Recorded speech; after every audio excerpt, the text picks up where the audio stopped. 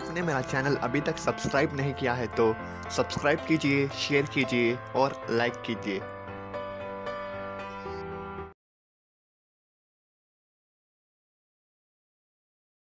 Hello friends, welcome back to the channel story tree. आज जो हम कहानी पढ़ने वाले हैं उस कहानी का नाम शीतलहर है, जिसके लेखक डॉक्टर जयप्रकाश करदम हैं। कहानी के कैरेक्टर्स: चंद्र प्रकाश, जो इस कहानी का मेन कैरेक्टर है। अगली कैरेक्टर पूनम, जो चंद्र प्रकाश की पत्नी है। इस कहानी के माध्यम से लेखक ने उन गरीब लोगों के कष्ट पीड़ा के बारे में बताना चाहते हैं जो शीतलहर की कड़ाके की ठंड, सर्दी, तेज़ हवा में खुले आसमान के नीचे रहते हैं, जिनके पास ना तो सर छुपाने के लिए छत है और ना ही अच्छे कपड़े। बहुत सारे गरीब लोग शीतलहर की ठंडी और सर्दी के कारण अपनी जान गंवा देते हैं। यह कहानी चंद्र प्रकाश नामक एक व्यक्ति के बारे में है। चंद्र प्रकाश दिल्ली में रहने वाला केंद्र सरकार का अधिकारी था। चंद्र प्रकाश ने द्वारका टाउनशिप के एक ग्रुप हाउसिंग सोसाइटी में एक फ्लैट खरीदा था। वह हर महीना कम से कम एक बार अपना फ्लैट देखने के लिए अपने घर से द्वारका ज़रूर जाता था। फ्लैट खरीदने के लिए उसने बैंक से लोन लिया था, जिसकी भारी किस्त यानी इंस्टॉलमेंट उसको चुकानी पड़ती थी, जिसके कारण उसका हाथ तंग रहने लगा था। आर्थिक तंगी से उभरने के लिए वह सोचता था कि फ्लैट को किराए पर उठा दें, लेकिन कई कारणों से वह यह कर नहीं पा रहा था। इसमें सबसे बड़ा कारण था द्वारका टाउनशिप में बहुत कम लोग रहते थे। ग्रुप हाउसिंग सोसाइटी के अधिकांश का मतलब है मेजॉरिटी। ग्रुप हाउसिंग सोसाइटी के अधिकांश सदस्य केंद्र सरकार के अधिकारी और कर्मचारी थे, जिनमें से अधिकांश सरकारी आवासों में रहते थे। सरकारी आवासों का मतलब है गवर्नमेंट हाउसेस। फ्लैटों का कब्जा लिए 1 साल से ऊपर बीत जाने के बावजूद बहुत कम लोग ही सोसाइटी में रहने के लिए आए थे। चंद्र प्रकाश के पास भी लक्ष्मीबाई नगर में 4 कमरों का सरकारी आवास था। लक्ष्मीबाई नगर उसके ऑफिस के बहुत पास और दिल्ली के केंद्र में था। अपना फ्लैट खरीदने के बावजूद सरकारी आवास को छोड़कर जाने को वो इच्छुक न था। चंद्र प्रकाश सेवानिवृत्त यानी रिटायरमेंट होने तक वह लक्ष्मीबाई नगर के इस मकान में ही रहना चाहता था, क्योंकि लक्ष्मीबाई नगर का घर उसके लिए बहुत सुविधाजनक था। वहीं दूसरी ओर ग्रुप हाउसिंग सोसाइटी की जगह बहुत कम लोग रहते थे, सूनापन था। चंद्र प्रकाश कम से कम द्वारका से केंद्रीय सचिवालय तक मेट्रो रेल शुरू होने से पहले वह कतई द्वारका जाने के पक्ष में नहीं था। इन्हीं सब कारणों की वजह से चंद्र प्रकाश सोसाइटी के फ्लैट में नहीं जा रहा था। सोसाइटी के अधिकांश फ्लैट खाली थे, लेकिन फ्लैट में कोई रहे या ना रहे, सोसाइटी सभी फ्लैट मालिकों से हर महीना 1000 रुपये रख रखाव यानी मेंटेनेंस के ज़रूर लेती थी। चंद्र प्रकाश को भी हर महीना सोसाइटी को रख रखाव का खर्चा देने के लिए द्वारका जाना पड़ता। जब भी वह सोसाइटी जाता, लगे हाथों चौकीदार से इस बात की जानकारी ज़रूर लेता कि सोसाइटी में अब कितने लोग आ गए हैं और किराए का क्या रेट चल रहा है। कभी कभी चंद्र प्रकाश रख रखाव खर्चा देने के अलावा भी किसी छुट्टी के दिन वह द्वारका जाकर सोसाइटी हो आता था।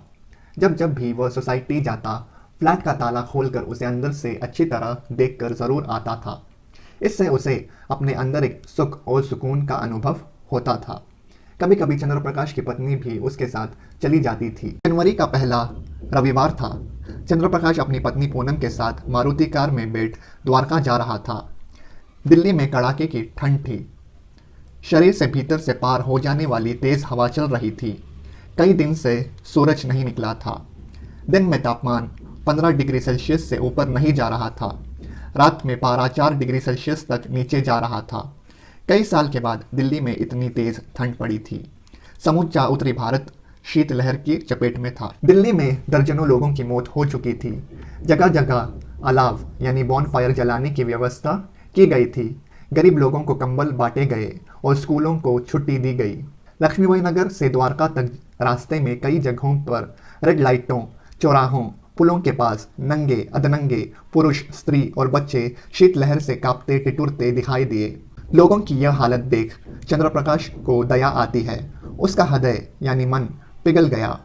चंद्र प्रकाश यह सब देखने के बाद अपनी पत्नी पूनम से कहता है, देख रही हो, इन लोगों को इतनी कड़ाके की ठंड पड़ रही है और इन लोगों के पास ना गर्म कपड़े हैं और ना कोई शेल्टर। पूनम ने बंद खिड़की के शीशे के पार उन लोगों को देखा और सहानुभूति के स्वर में बोली, सरकार ने खोले तो थे कुछ वर्ष पहले रेन बसेरे, क्या हुआ उन रेन बसेरों का? जवाब में चंद्र प्रकाश कहता है, सरकारी व्यवस्थाएं कैसी होती है तुम तो जानती हो।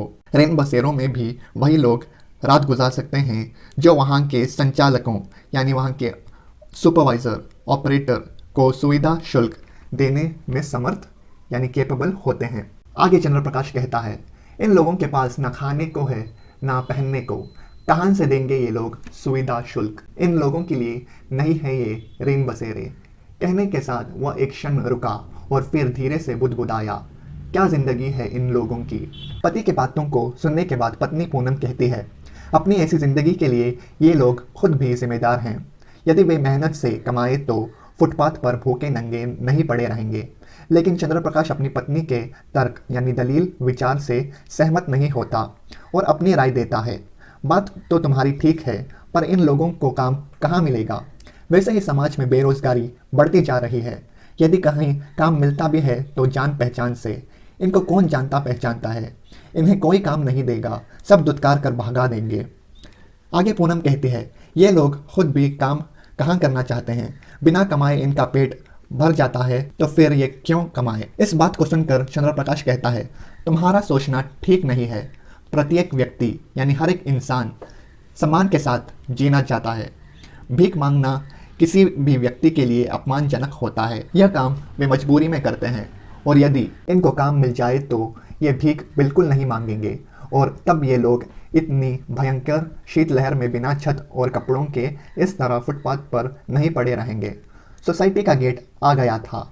बेसमेंट में बने पार्किंग में अपने लिए निर्धारित स्थान पर गाड़ी खड़ी कर वे लोग दूसरे मंजिल पर स्थित अपने फ्लैट में गए। फ्लैट का दरवाज़ा एक बड़े कमरे में खुलता था जो ड्राइंग कम डाइनिंग रूम के रूप में इस्तेमाल के लिए था। एक सर्वेंट रूम भी था। सर्वेंट रूम के साथ स्टोर रूम था। ड्राइंग रूम पार्क करने के बाद 3 बड़े बड़े कमरे थे। सब कमरों के साथ अलग अलग लैट्रिन बाथरूम थे। एक बड़ी रसोई भी थी। पूरी तरह धूप व हवादार कमरे थे। बिजली पानी के कनेक्शन लगे हुए थे। फ्लैट बंद रहने के कारण गंदी हवा फैली हुई थी और खिड़की दरवाज़ों पर धूल जम गई थी। चंद्र प्रकाश गंदी हवा बाहर निकालने के लिए सारे खिड़की दरवाजे खोलता है। गंदी हवा के साथ साथ 2 कबूतर भी बाहर निकले। थोड़ी देर कुछ बातें करने के बाद पूनम बालकनी में आ गई। बराबर वाले ब्लॉक में एक फ्लैट में काम चल रहा था। वह देखने के लिए चंद्र प्रकाश भी वहां चला आया और वह भी उस ओर देखने लगा, लेकिन सर्द हवा के कारण वे वहां अधिक समय खड़ ना सके। थोड़ी देर फ्लैट में बिताने के बाद वे लोग फ्लैट से बाहर आ गए। दरवाज़ा लॉक करते समय चंद्र प्रकाश ने देखा कबूतरों का वह जोड़ा जो फ्लैट के अंदर से उड़कर बाहर आ गया था। इस समय दरवाजे के ऊपर बनी छोटी सी एग्जॉस्ट खिड़की पर बैठा फ्लैट के अंदर जाने का प्रयास कर रहा था। चंद्र प्रकाश ने इस बारे में अपनी पत्नी को कहा और आगे कहता है, आदमियों के रहने के लिए घर नहीं है और यहाँ इतने बड़े फ्लैट में कबूतर राज कर रहे हैं। बेघर लोगों का ध्यान आते ही चंद्र प्रकाश को सोसाइटी के पास खुले आसमान के नीचे रह रहे लोगों का ख्याल आता है। वह सोचने लगा, इतने सारे फ्लैट खाली पड़े हैं और इन लोगों के पास इस भयंकर शीतलहर में भी सर छिपाने के लिए कोई ठिकाना नहीं है। यदि कुछ दिन के लिए लोग अपने फ्लैट इन लोगों को रहने के लिए दे दें तो क्या हो जाएगा। इससे कुछ लोग ज़रूर ठंड से मरने से बच सकेंगे। चंद्र प्रकाश इसके बारे में अपनी पत्नी पूनम से बात करता है। वह पूनम से कहता है, हमारा फ्लैट खाली पड़ा है, इसमें कबूतर हकते मुतते हैं। यदि हम सोसाइटी के बाहर सड़क किनारे रह रहे बेघर लोगों को कुछ दिन हम अपने फ्लैट में रहने दे तो क्या बुरा है। पति की बात सुनकर पूनम बेरुखे स्वर में बोली, दे दो इन लोगों को रहने के लिए, लेकिन फिर भूल जाना इस फ्लैट को। चंद्र प्रकाश अपनी पत्नी की बात समझ नहीं पाया और पूछता है, क्या मतलब। पूनम पूरी बात कहती है, एक बार फ्लैट में आने के बाद तुम इनको बाहर नहीं निकाल पाओगे। किराए पर भी किसी जान पहचान वाले व्यक्ति को या उसके माध्यम से ही क्यों देना चाहते हो, इसलिए ना कि उससे फ्लैट खाली कराने में दिक्कत नहीं होगी। अनजान आदमी का क्या भरोसा है कि वह कैसा निकल जाए। ज़बरदस्ती तो किसी को निकालने से रहे, और यदि निकल भी जाए तो फ्लैट का ऐसा सत्यानाश कर देंगे कि इसे रहने लायक नहीं छोड़ेंगे।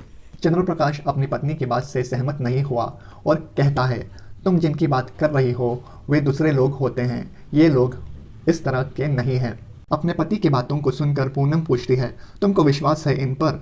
चंद्रप्रकाश कहता है, हाँ मुझे विश्वास है। शब्द ही नहीं, उसकी बॉडी लैंग्वेज से भी पता चल रहा था कि उसे पूरा यकीन है कि वे लोग ऐसा काम नहीं कर सकते। उसकी पत्नी ने ज़्यादा तर्क करना उचित नहीं समझा, सिर्फ इतना बोलती है कि तो फिर दे दो इनको रहने के लिए, लेकिन पहले सोसाइटी के पदाधिकारियों से पूछ लो क्या वे लोग इसके लिए अलाउ करेंगे। ये लोग इतनी गंदगी फैलाएंगे कि सारी सोसाइटी को गंदा करके रख देंगे। सोसाइटी बिल्कुल अलाउ नहीं करेगी इनको रहने के लिए। पूनम की बात सही निकली।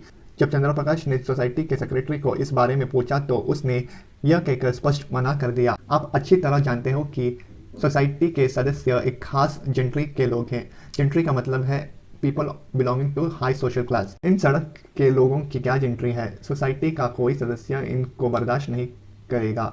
आपकी भावनाओं की हम कदर करते हैं, लेकिन हमें केवल आपकी नहीं सोसाइटी के सारे सदस्यों की भावनाओं को देखना है। इसलिए इन लोगों को सोसाइटी के अंदर रहने की इजाज़त नहीं दी जा सकती। सेक्रेटरी का यह जवाब चंद्रप्रकाश को बहुत अमानवीय यानी क्रूएल लगा। उसने बहस करना उचित नहीं समझा और चुप लगा गया। जिस समय घर लौटने के लिए चंद्रप्रकाश सोसाइटी गेट से बाहर निकला, दिन के 2 बज गए थे। सोसाइटी से निकलने के बाद कुछ ही दूरी पर चंद्रप्रकाश ने रेड लाइट के पास सड़क के किनारे बैठे 5 से 6 बच्चों को देखा। बिना गर्म कपड़े पहने वे बच्चे, जिनकी उम्र लगभग 4 से 10 साल के बीच तक की थी, एक फटी पुरानी साड़ी ओढ़े बैठे थे, लेकिन उनकी टांगें साड़ी के अंदर नहीं समा पा रही थी। वे बार बार अपनी टांगों को साड़ी के अंदर समेटने की कोशिश करते, लेकिन असफल होते। संयोग से लाल बत्ती होने पर कार रुकी तो उसने देखा बच्चों की उदास आंखें आशा और उत्सुकता से उनकी ओर देख रही थी। चंद्रप्रकाश भी उन बच्चों की ओर देखने लगा। चंद्रप्रकाश सोचने लगा, इतनी भयंकर सर्दी का मुकाबला कैसे करेंगे ये बच्चे। उसने बच्चों को 100 रुपये देने चाहे और कोट की जेब में हाथ डाला, लेकिन फिर यह सोचकर रुक गया कि 100 रुपये देने से भी इनका क्या भला होगा। 100 रुपये इनको सर्दी से नहीं बचा सकते, फिर इनकी मदद करूं तो कैसे। उसे अपनी व्यवस्था पर क्षोभ हुआ। अपनी क्षोभ उसने सोसाइटी के पदाधिकारियों पर उतारा। यदि सोसाइटी वाले अलाउ कर दे तो इसमें क्या हर्ज है। कम से कम शीतलहर के कुछ दिन तो ये लोग वहाँ बिता सकते हैं। बत्ती हरी हो गई।